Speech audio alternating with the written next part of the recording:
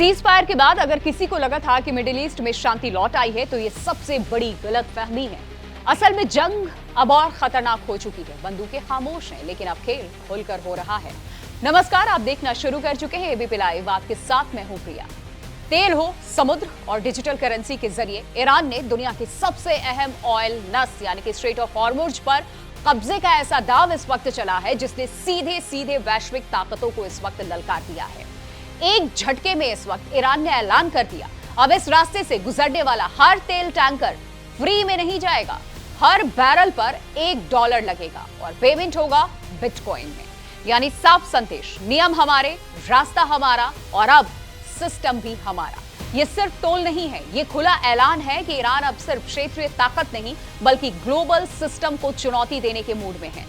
आप सब जानते हैं दुनिया का करीब 20% तेल इसी रास्ते से गुजरता है और अब उस पर ईरानी टैक्स लगाने की कोशिश हो रही है।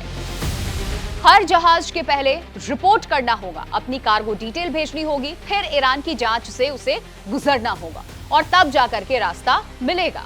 यानी समुद्र के बीचों बीच एक चेक पोस्ट स्टेट बना दिया गया है और अगर किसी ने बिना इजाजत निकलने की कोशिश की तो साफ धमकी, हमला होगा। नतीजा इसका देखिए, खाड़ी का समंदर अब युद्ध क्षेत्र से कम नहीं दिख रहा है।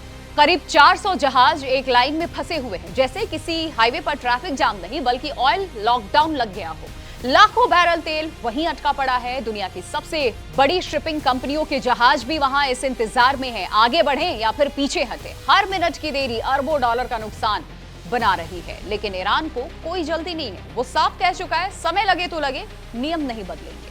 और यहीं से शुरू होता है असली टकराव। डोनाल्ड ट्रंप पहले ही चेतावनी दे चुके हैं, हॉर्मुज़ का ब्लॉक या कंट्रोल करने की कोई भी कोशिश बर्दाश्त नहीं होगी। यानी अब मामला सिर्फ टोल का नहीं रहा, ये सीधा सीधा अमेरिका बनाम ईरान की लड़ाई बन चुका है। ओमान जैसे देश भी खुलकर कह चुके हैं कि अंतर्राष्ट्रीय कानून के तहत इस रास्ते पर टैक्स लगाना गैर कानूनी है। लेकिन ईरान वो पीछे हटने को तैयार नहीं, क्योंकि उसे पता है यही उसकी सबसे बड़ी ताकत है।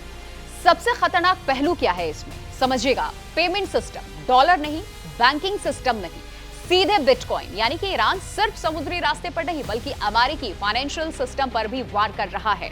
अगर ये मॉडल सफल हो गया तो ये ग्लोबल ट्रेड के पूरे ढांचे को हिला सकता है। सोचिए, तेल का कारोबार जो दशकों से डॉलर पर चलता है वो अचानक क्रिप्टो में शिफ्ट होने लगे।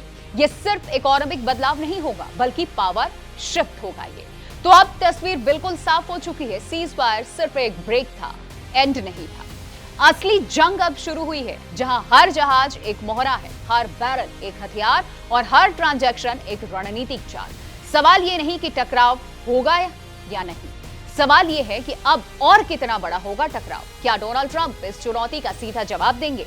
क्या दुनिया एक नए ऑयल वॉर में घुस चुकी है अब, या फिर ये सब एक बड़े समझौते की भूमिका है? लेकिन फिलहाल हकीकत यही है, हॉर्मुज़ अब सिर्फ एक जल डमरू मध्य नहीं रहा, ये दुनिया की सबसे खतरनाक पावर चेक पॉइंट बन चुका है, जहां से गुजरने के लिए अब सिर्फ रास्ता नहीं बल्कि ईरान की शर्तें माननी ही होंगी।